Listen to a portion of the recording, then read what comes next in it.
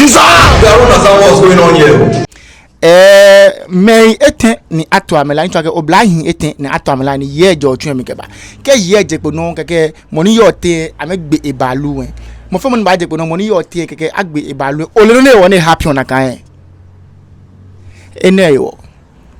a presentation to again how it present itself your meeting na at here you off ekolabo o feel like you normal to look normal no know you're single like sometimes you don't care about how you look, you don't care about your looks shingme na mean care bu akashi ke o looks akashwe if any ahon atale ya chi obenke no oto no ko ni o look nice chi obenke Teshie plug we ya akọwo ni ami no wo hon ataleji we ye kaftan ke sneakers, slippers, t-shirt,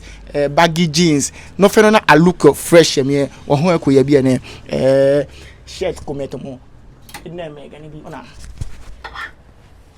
shirt kometo mo ne kemi ke o to ni boli o ya meeting come no look snappy and voila o look neat but Teshie plug mo ba na no go fine bi no ba wo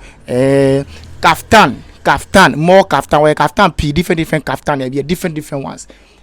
kaftan la bien no wo po bona more kaftan ye Teshie plug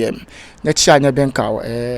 Teshie plug le ko to kapapa ko ni boli bon o ke domo mi ba Teshie plug o ya ko to ka jinga no fe na bi ene me ko owo ha bo class ko nko mo che o le bi nto ma chon ko ni be na fe no kana experience no bla no na ya platform no chi o be ke Teshie plug Teshie akowo no o hono fe no na ka look good e bi kaftan perfume, watches, necklace, body caps. No fair no na ho na ka look I wanna I can look good there. But Teshie plug one address issues come any hand in your team come you look single. Bye.